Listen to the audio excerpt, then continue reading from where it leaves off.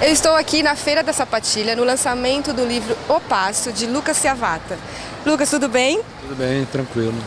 Eu queria saber de você, que você dissesse para nós um pouquinho da sua carreira como professor de música e músico. Bom, eu na verdade comecei na música tarde, com relação ao que normalmente as pessoas acham que deve ser o momento exato, né? Mas isso foi muito bom para mim, porque na verdade passei pela dança, um certo tempo pela dança, passei por desenho industrial, passei pelo teatro, passei pelo circo, e o passo tem a ver com essa história, porque trazer o corpo para o ensino de música, como eu fiz, você precisa ter uma trajetória específica. Normalmente um músico não seria encaminhado para isso. E eu acredito ter encontrado esse caminho a toda essa experiência anterior que eu tive que me enriqueceu de uma forma diferente, né? Então, na verdade, é assim que eu construí esse caminho, e é um caminho específico, e que agora, por exemplo, o desafio é trazer os músicos para uma experiência corporal, né? Porque, na verdade, todo músico se movimenta, usa o seu corpo, então, mas só que ele só percebe isso quando ele arranja uma tendinite. Aí quando o cara percebe que está doendo, percebe que não consegue fazer uma determinada passagem, o cara fala, não, mas você tem que relaxar. Tudo isso é corporal. A questão do swing é uma questão corporal. Mas o músico ele não é levado normalmente a encarar de frente essa questão. E o passo fala exatamente disso. Fala, olha, você tem um corpo, e se você não usar, você vai ter um fazer musical limitado. É isso que o passo está dizendo. E foi então nessa sua trajetória que veio a inspiração toda para esse livro. E mais do que inspiração também, foi uma coisa de suar a camisa, no sentido de que eu, num determinado momento, entrei numa que eu tinha que ensinar. E eu não queria fazer uma música que ficasse restrita só à escola, eu queria fazer uma música que fosse igual em qualquer lugar, samba de verdade, maracatu de verdade, ou burrê, gigue de verdade, o que fosse. E de repente eu comecei a investigar ferramentas. Essas ferramentas elas foram surgindo no dia a dia, pesquisa dentro de sala de aula.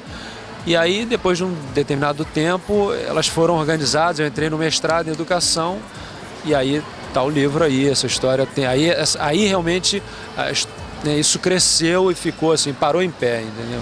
Mas é interessante pensar que foi pouco a pouco. E na verdade continua sendo, que o passo, na verdade, ele não é um método fechado, e por isso que ele é rico, porque cada um que vem trabalhar com passo, e a gente tem hoje em dia trabalhando com passo, músicos, bailarinos, né, dançarinos, psicomotricistas, professores de educação física, psicólogos, terapeutas corporais, galera, assim, porque na verdade a gente está falando de ritmo, e quem é que na verdade não trabalha com ritmo, né?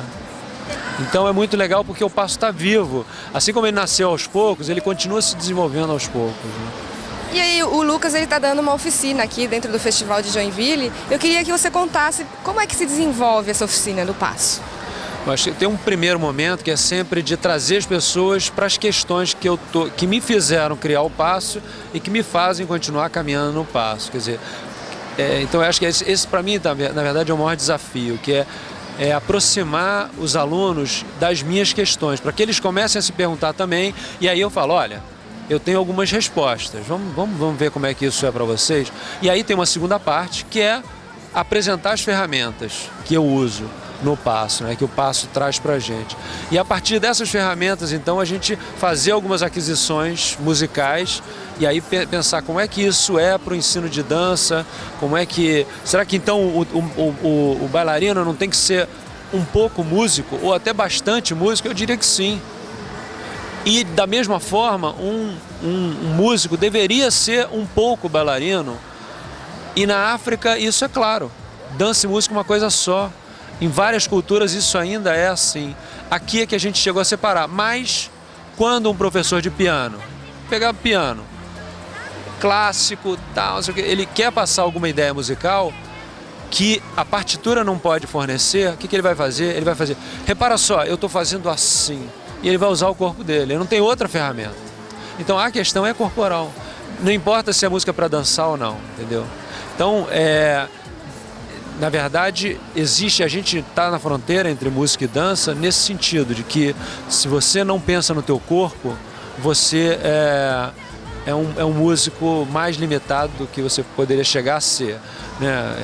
E se você não pensa na estrutura que é musical, e de certa forma que é quase que uma coisa só dos músicos, você também vai ser um bailarino que vai um pouco até... Aquilo ali, assim, que na hora da precisão mesmo, você falha aqui, perde uma entrada aqui, chega depois ali, o cara fala, não, presta atenção, você está saindo aqui, não é assim, o movimento é assim, são questões musicais que a gente não vai conseguir resolver só na parte motora, né?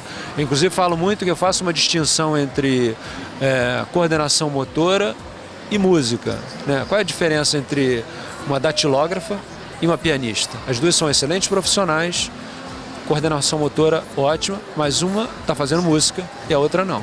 Então, a coordenação motora ela não resolve os aspectos musicais. Ela facilita, certamente você tem que ter um mínimo de coordenação motora, mas a maior parte é resolvida quando você percebe a música. O que é perceber a música? Bom, isso é uma discussão enorme, que a gente não vai nem... Mas, basicamente, você tem que conseguir organizar o que você está escutando. Se você não organiza, dificilmente você vai conseguir fazer. Então, essa questão da organização, que para o bailarino também é meio que assim, quando você vê um movimento, tem dúvidas que não são dúvidas de ficar tentando fazer 300 vezes. É dúvidas assim, mas vem cá, com que pé eu saio? Ah, sai com esse. Ah, com esse você vai e faz. Então tem informações que são informações quase que teóricas, mas são teórico-práticas, porque você recebe a informação, é esse pé e experimenta, e consegue fazer. Então é muito importante começar a pensar, tanto para a música quanto para a dança, que algumas coisas a gente vai resolver na repetição. Mas eu acho que a maior parte na repetição, sem dúvida, você precisa ensaiar bastante, mas você precisa refletir sobre essa tua repetição, né? Porque se você não tem um desenvolvimento da compreensão que você tem do que você está tentando fazer, você fica dando volta no mesmo lugar, e não sai daquilo ali. E eu queria fazer uma última pergunta, que é assim, a gente esteve no encontro de ruas aqui na Liga das Sociedades e lá estavam os b-boys dançando, enfim. E esse pessoal da rua, eles, embora não tenham acesso assim, à música, eu acredito, assim, a essa clareza, eles dividem um compasso em milhões de formas com milhões de movimentos. E o que você acha disso? Eu acho que assim, que a gente tem que pensar que nas atividades cênicas, você tem a questão da performance, que a forma de acessar isso pode ser através da imitação. Então eu digo para você em teatro, olha, fale tal texto assim. Outra coisa é te dar um texto, falar, olha, prepara esse texto para o nosso ensaio. Você tem que primeiro tirar as palavras dali e depois pensar como é que essas palavras vão ser ditas. Então a imitação, ela é assim, faz que nem eu. Isso é muito legal e é muito importante e eu trabalho muito com isso. O pessoal de rua, de dança de rua que você está falando, eu vou aproximar do pessoal, por exemplo, de escola de samba, que aprende na raça, entende? Lá, e aprende muito bem, legal. Só que o problema é o seguinte, é que do outro lado a gente tem a galera que sabe ler pra caramba, não sei o quê, uma teoria, e às vezes nem consegue fazer tão bem. Então aí você começa a ver que você tem insuficiências se você fizer só uma coisa ou só outra. O que o Passo está falando, né? É que seria muito bom que você conseguisse imitar muito bem e conseguisse ler também, porque você complementa esses saberes, entendeu? E aí, cara, não tem para ninguém, é com você mesmo, entendeu? Então eu diria o seguinte, esses caras estão pegando uma organização, né, por imitação, que é muito legal. Agora, uma coisa que eu falo pro pessoal de música também, eu trabalho com o mestre Odilon, que é o melhor mestre, falo com tranquilidade, melhor mestre de bateria do Rio de Janeiro, vou arriscar, do Brasil e aí, por consequência, do mundo, e ele é um cara que está se aproximando desse pensar acadêmico. Não deixou de ser o melhor mestre, entende, do mundo, mas além disso ainda está entendendo toda essa forma de pensar acadêmica. Ou seja, ele está se enriquecendo e aí não tem para ninguém, entendeu? Então é só riqueza, na verdade. Eu acho que é somar riquezas. Talvez eu não tenha... O que eu estou dizendo é que na imitação você consegue, isso explicaria, né, essa facilidade, porque é muita imersão, é o tempo inteiro. Não sei o quê. Agora a gente tem que pensar também o seguinte, que quantas pessoas não aprendem assim? Porque a gente fica pensando na universidade ou nas escolas de balé, que a gente tem, entraram 20 alunos e no final do ano só se formaram 7. Aí você fala, olha, 13 saíram. Mas e na dança de rua, por exemplo? Quantos tentaram fazer e não foram à frente? De certa forma é uma escola de excelência também, entendeu? Eu pensava muito isso com relação à escola de samba. É que a gente achava, pô, todo mundo aprende, não é todo mundo que aprende, entendeu? É assim, uma parte que entra, e se você não tiver jeito e você não tem uma outra ferramenta além da imitação, o cara vai acabar saindo. O que eu estou propondo na música é que todo mundo aprenda, porque em determinadas culturas, mesmo que você tenha o bailarino, todo mundo sabe dançar.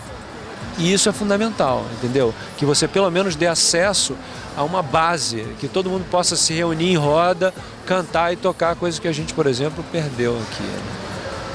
Muito legal, Lucas. Eu queria então que você deixasse um e-mail, algum telefone para contato, as pessoas que quiserem entrar em contato com você e, né, levar você até algum lugar para dar uma oficina, por favor. Maravilha. Bom, acho que a forma mais legal de me encontrar e encontrar o Passo é pela internet, que é www.opasso.com.br. Opasso, opasso.com.br. E posso deixar um telefone, né, que é 2201-0201 no Rio de Janeiro, que é 21, né? Mas eu acho que a forma melhor é o site, porque no site você começa já a ter várias informações a respeito do método, a respeito dessas coisas que a gente está conversando aqui, além de ter um contato comigo direto. Assim. Muito obrigado pela sua participação no nosso programa, muito sucesso para você em toda a sua carreira. E é isso aí, o programa Vem Dançar Comigo na 24ª edição do Festival Internacional de Dança de Joinville.